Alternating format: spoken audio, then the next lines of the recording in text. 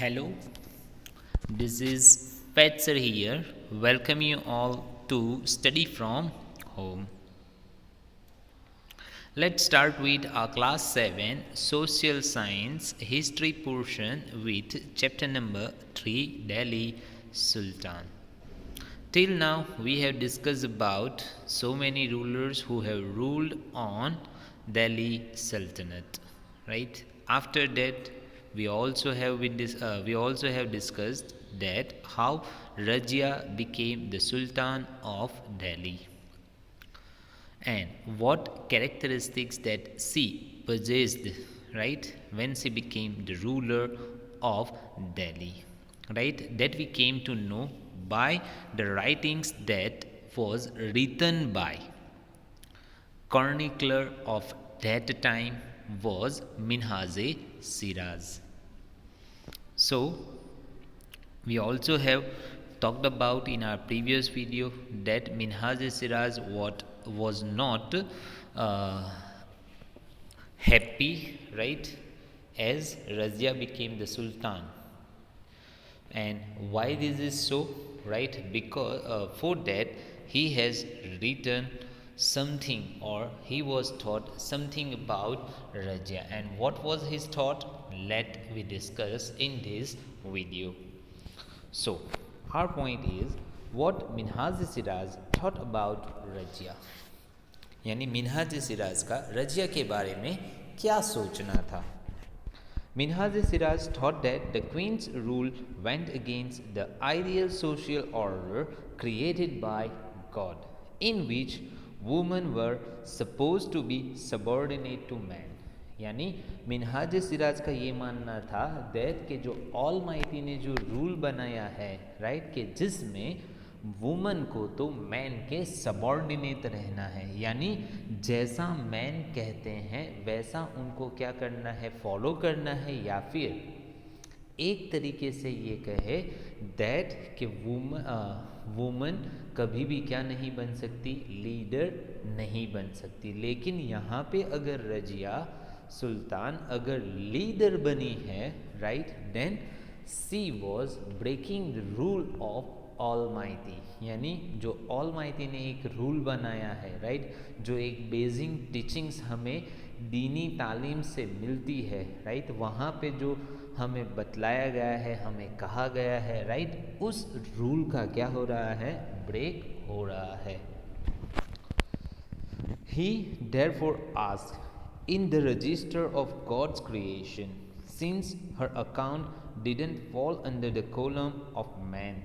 यानी वो इसी वजह से अपना एक क्वेश्चंस क्रिएट करता है, या फिर वो यानी अपना एक पक्ष रखता है दैट कि यही वजह है, ताकि मैं ये पूछना चाहता हूँ दैट कि अल्लाह या फिर ऑल माइटी के द्वारा जो कानून बनाए गए हैं या फिर जो टीचिंग्स हमें मिल रहे हैं उस हिसाब से देखा जाए तो ये जो रजिया सुल्तान जो कि एक लेडी है, राइट, वो अगर लीडर बनी हुई है, क्वीन बनी हुई है, तो वो कौन से कॉलम मीन्स कि वो कहाँ पे लिखा गया है. How did she gain from all of her excellent qualities. कहाँ से उनको ये सारी की सारी क्वालिटीज क्या है, मिली है, right. On her inscriptions and coins Razia mention that she was the daughter of सुल्तान इल्तुतमिश. यानी ज़्यादा से ज़्यादा उस टाइम पे जो रूलर्स उनके नाम के जो कॉइन्स छपवाते थे या फिर फॉर ट्रांजेक्शन्स यूज़ करते थे, तो वो इंस्क्रिप्शंस में एज वेल एज कॉइन्स पे उन्होंने क्या किया है, इस चीज़ को मेंशन किया है that she was the daughter of Sultan Iltutmish, right. Iltutmish को अल्तमस बादशाह के नाम से भी जाना जाता है. This was in contrast to the queen Rudrama Devi, जो 13th सेंचुरी में एक क्वीन हो गई है जिनका नाम है रुद्रमा देवी. उनकी भी एक जो खासियत थी, उनकी भी एक जो खासियत थी वो ये थी that the Rudrama Devi of the Kakitiya dynasty of Varangal. That is the part of Andhra Pradesh, यानी मॉडर्न आंध्र प्रदेश का जो पार्ट था, यानी पहले वरांगल जिसे कहते थे, राइट, वो नाउअडेज आंध्र प्रदेश का पार्ट हुआ करता था. सो रुद्रमा देवी की खासियत क्या थी? That she has changed her name on her inscription and pretended she was a man. यानी जो रुद्रमा देवी है वो उन्होंने क्या किया था, जो इंस्क्रिप्शंस उन्होंने उनके लिए लिखवाए गए थे वहाँ पे उन्होंने उसको इस तरीके से प्रिंट करवाया था या फिर इस तरीके से इंस्क्राइब करवाया था ताकि उस इंस्क्रिप्शन से लोगों को ये लगे दैट के रुद्रमा देवी क्या है, एक क्वीन नहीं है, सॉरी एक वुमन नहीं है, लेकिन क्या है, मैन है. अनदर क्वीन दिद्दा, यानी दूसरी एक क्वीन है जिसका नाम है दिद्दा, रूल इन कश्मीर, के जो कश्मीर में रूल कर रहे थे, राइट, करीब करीब 10th and 11th सेंचुरी के ड्यूरेशन में. हर टाइटल इज़ इंटरेस्टिंग, उनका टाइटल बहुत ही इंटरेस्टिंग था. इट कम्स फ्रॉम दीदी और एल्डर सिस्टर, यानी जिसे हम दीदी बोलते हैं, राइट, मीन्स कि बड़ी जो सिस्टर होती है उनको दीदी बोलते हैं. देन उसी तरीके से उनको क्या कहा जाता था, दीदी कहा जाता था. And obviously affectionate term given to a loved ruler by her subject, यानी उनके यही नेम के ऊपर से जो कि वो रूलर बन गई थी तो उनके चाहने वालों ने उनको ये नाम दिया था, right.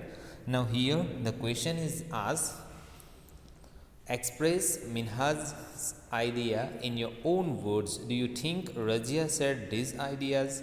Why do you think it was so difficult for a woman to be a ruler? Right, यानी आपका सोचना क्या है डैड के क्या रजिया के भी यही आइडियाज़ थे जो मिनहाज सिराज ने बतलाए थे या फिर सोच थी? और आपको क्या लगता है दैट कि क्या एक वुमन का लीडर होना इतना डिफ़िकल्ट होता है या फिर कितना आसान होता है?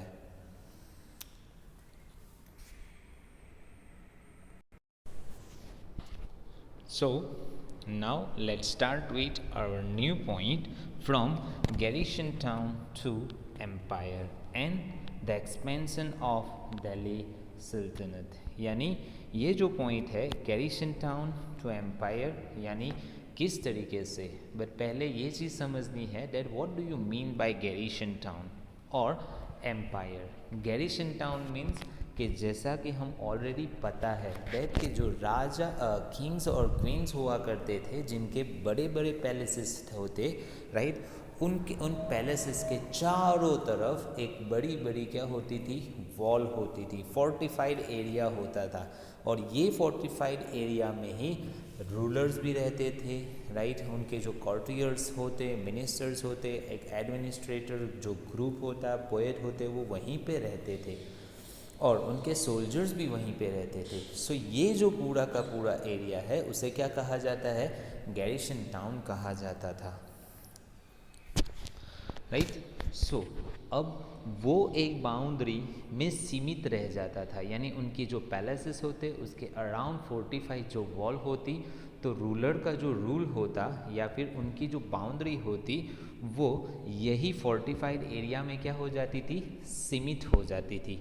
अब इसके बाहर के जो लोग रहते थे उनके ऊपर कंट्रोल करना उन रूलर्स के लिए इतना आसान होता नहीं था. तो उनको कंट्रोल करने के लिए, उनके ऊपर कंट्रोल हासिल करने के लिए वो क्या करना चाहते थे, अपना जो गैरिसन टाउन है मीन्स एक फोर्टिफाइड एरिया है उसे क्या करना चाहते थे, एक्सपांड करना चाहते थे, ताकि जिस तरीके से वो एक्सपांड करके वो जहाँ पे वो दूसरे लोग भी रह रहे हैं उनको भी अपने अंदर क्या ले ले, कंट्रोल में ले ले, ताकि वो उनके ऊपर क्या कर सके, अपने यानी ऑर्डर्स को इम्प्लीमेंट करवा सके. अंडरस्टैंड? सो जो गैरिसन टाउन है वो एक लिमिटेड एरिया था, उसके अंदर जितने भी रहने वाले थे उनके ऊपर ही रूलर्स का क्या हुआ करता था, रूल हुआ करता था, या फिर राज हुआ करता था, या फिर हम ये कहें दैट के कंट्रोल हुआ करता था, राइट। लेकिन उसके अलावा जो out of this garrison town जो लोग रहते थे उनके ऊपर कंट्रोल करना उस पर्टिकुलर रूलर के लिए, जो गैरिसन टाउन में रहते थे उनके लिए इतना क्या नहीं था, आसान नहीं था, या फिर ये कहे दैट कि उनके ऊपर कंट्रोल इतना ज़्यादा रहता नहीं था। सो कंट्रोल हासिल करने के लिए क्या करना पड़ेगा, उस एरिया को अपने कंट्रोल में लेना पड़ेगा। तो फिर जो गैरिसन टाउन है वो गैरिसन टाउन ना रह के एक एम्पायर क्रिएट होगा।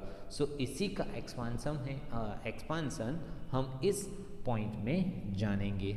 Now so here the expansion of Delhi सल्तनत, यानी एक तरीके से कहे दैट कि पहले जो दिल्ली जो सल्तनत था वो कैसा था, एक सीमित था, मीन्स एक लिमिटेड एरिया में था। जैसे जैसे रूलर्स आते गए तो उन्होंने उस पर्टिकुलर्स एरिया को क्या किया, सिचुएट किया, राइट। और उनके बाद आने वाली जो उनकी जनरेशन थी उन्होंने उसको क्या किया, एक्सपांड किया, right. That we will come to know by the understanding of this topic, right.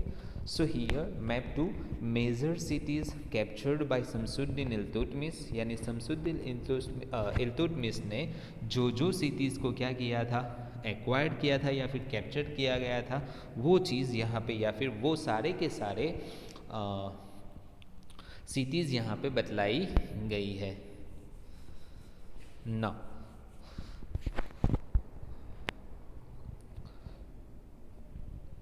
so in the early 13th century the control of the Delhi sultans rarely went beyond the heavily fortified towns occupied by garrisons, यानी जो early 13th century है means के 1226 और something around, right. उस जो early centuries में जो rule हुआ करता था जिन सुल्तान्स का, उस टाइम पे जो किंग्स होते उनका जो कंट्रोल होता वो रेयरली उनके फोर्टिफाइड एरिया के बाहर भी रहता था, right.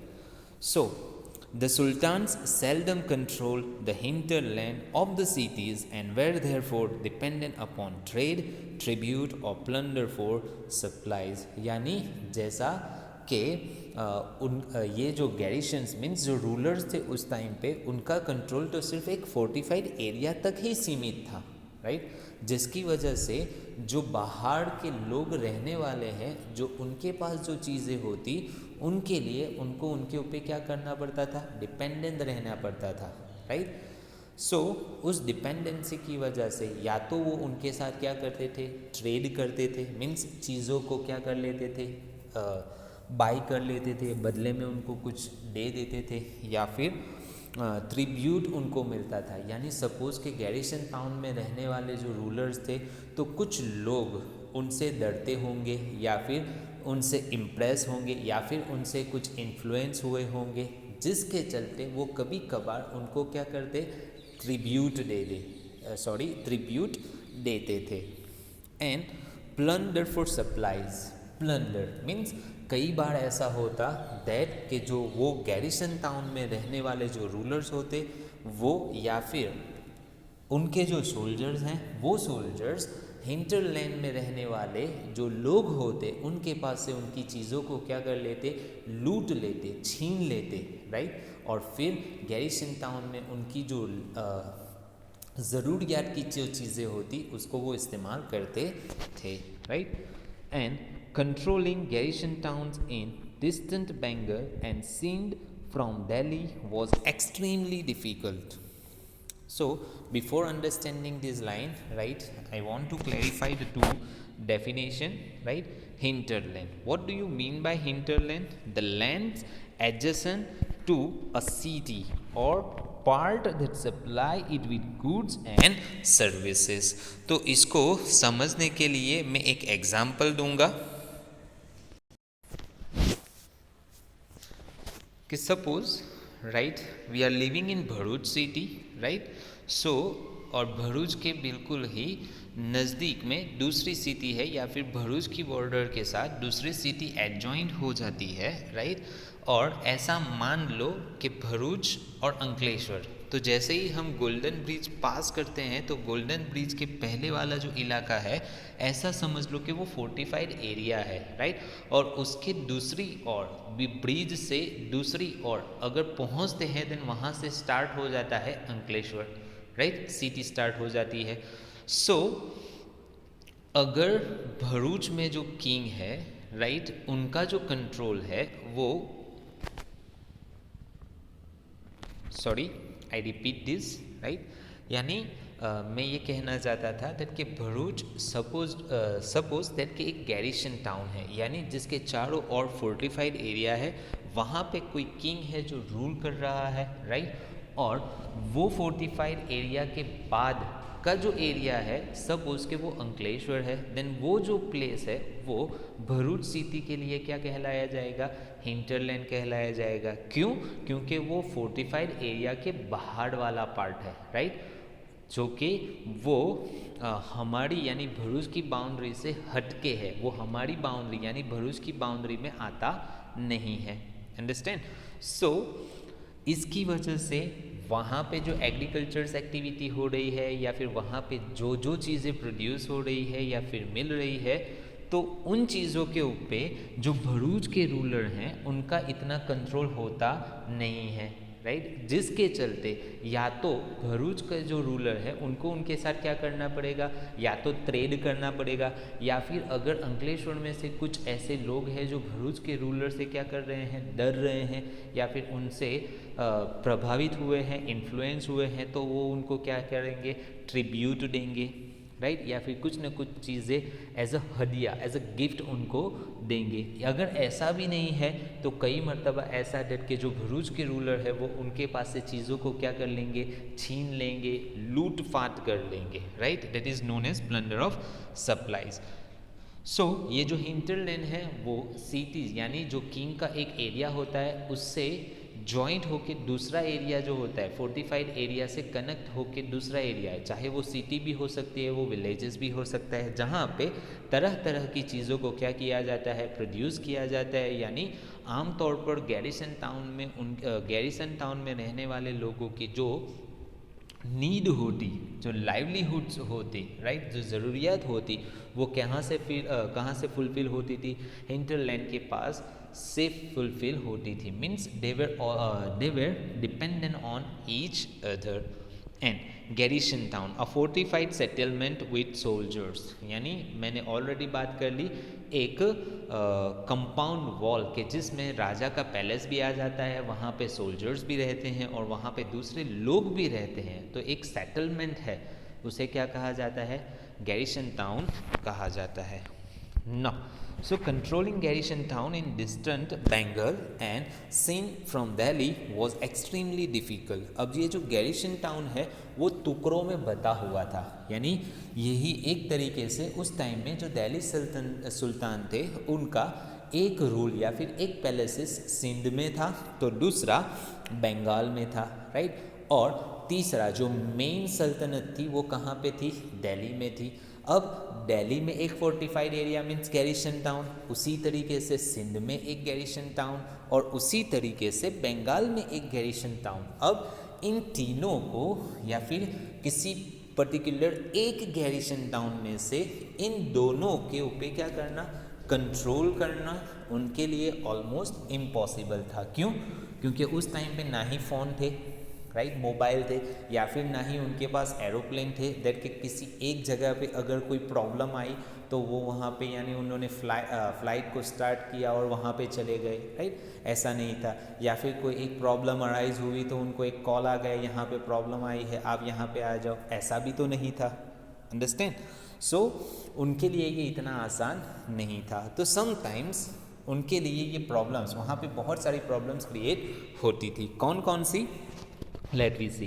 Rebellion, war, even bad weather could snap fragile communication route. यानी या तो रेबेल होता, रेबेल मीन्स ये जो गैरिसन टाउन के आसपास उस टाइम पे कुछ ऐसे ऐसे जो ग्रुप ऑफ पीपल रहते, यानी जो राजा के रूल से क्या नहीं होते थे, खुश नहीं होते थे, तो वो ऐसे जगह पे या फिर इस टाइम पे क्या करते थे, जो उनके सामने अपना विरोध प्रदर्शन करते, अपनी एक छोटी छोटी आर्मीज़ बनाते और आर्मीज़ बना के उनके सामने क्या करते, युद्ध घोषित करते थे, वॉर। और यही जो रेबेल है, यानी यही जो विरोध है, यही जो प्रोटेस्ट है, वो कई मरतबा वॉर में तब्दील हो जाता था। Even bad weather could snap fragile communication routes. कभी कभी ऐसा होता दैट कि बैड वेदर कंडीशन है वो भी उनके लिए एक जगह से दूसरी जगह में आने जाने के लिए बहुत मरतबा प्रॉब्लम्स क्रिएट करता था। As I have told that कि उस टाइम पे ना ही फ्लाइट थे, ना ही मोटर व्हीकल्स थे, राइट, कि जिसके चलते वो आसानी से एक जगह से दूसरी जगह पे चले जाते थे। But at that time roads were not like us, right, जो रोड्स है वो आज है वैसे नहीं हैं, या फिर नहीं थे, sorry. Now Delhi's authority was also challenged by Mongol advances from Afghanistan and by governors who rebelled at any sign of the Sultan's weakness। यानी कुछ ऐसे गवर्नर्स भी थे जो गैरिसन टाउन के अलावा दूसरे दूसरे नियर बाय जो हिंटरलैंड है वहाँ पे उनको क्या दिया जाए, वो वहाँ पे क्या करते थे, गवर्निंग करते थे, यानी वो वहाँ के लीडर्स हुआ करते थे, राइट। तो ये जो गैरिसन टाउन के जो रूलर्स हैं उनको किसने चैलेंज किया था, एक तो मंगोल, जो बाद में मुगल के नाम से यानी क्या किए गए, जाने गए, राइट। सो एक तो थे मंगोल, राइट, फिर उसके बाद जो गवर्नर्स होते वो और जो मंगोल थे वो क्या थे, बहुत ही पावरफुल थे उस टाइम पे, राइट, जिनकी जो सल्तनत कहाँ पे थी, अफ़गानिस्तान में थी, राइट। और उन्होंने इन गैरिसन टाउन रूलर को क्या किया है, चैलेंज किया है। लेकिन गैरिसन टाउन के जो रूलर्स थे उनका ये मानना था दैट कि अगर हम सिंध का पार्ट, सिंध के साथ साथ आते हुए दिल्ली का पार्ट और दिल्ली से जाते जाते बंगाल का पार्ट, ये पूरा का पूरा इन्वेंशन यानी एक्सपांसन अगर हम हमारे अंदर ले लेते हैं तो क्या होगा, एक बहुत बड़ा सोल्जर्स या फिर एक बहुत बड़ा यानी एरिया हमारा होगा और फिर हम उस किसके सामने लड़ पाएंगे, ये जो गवर्नर्स हैं उनके सामने भी और जो मंगोल्स हैं उनके सामने भी हम लड़ सकते हैं। द सल्तनत बैडली सर्वाइव दिस चैलेंजेस। लेकिन ये जो सल्तनत है वो इन चैलेंजेस को सर्वाइव कर पाती नहीं थी। It's consolidation occurred during the reign of Ghiyasuddin Balbal and further expansion under Alauddin Khilji and Muhammad Tughlaq। यानी यहाँ पे हम एक तरीके से ये कह सकते हैं दैट कि जैसे ही दिल्ली सल्तनत पे जैसे जैसे रूलर आए तो उन्होंने अपने एरियाज़ को क्या किया, कंसोलिडेट किया, यानी उन्होंने एक गैरिसन टाउन बनाया। अब गैरिसन टाउन से उनको एक बड़ा रूल बनाने का काम उनके बाद आने वाले रूलर्स ने किया, राइट। इसको एक मर्तबा यहाँ से हम समझ लेते हैं टेबल नंबर 1 पे से।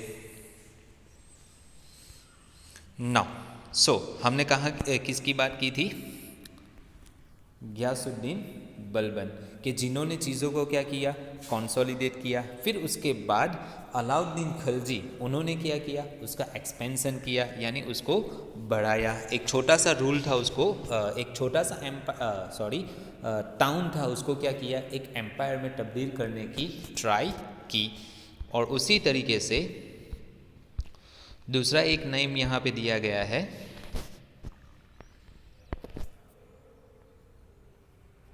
राइट, गियासुद्दीन बलबन एंड जो उन्होंने बनाया। फिर उसके बाद अलाउद्दीन खिलजी एंड मोहम्मद तुगलक ने उसको क्या किया है, एक्सपांड किया है।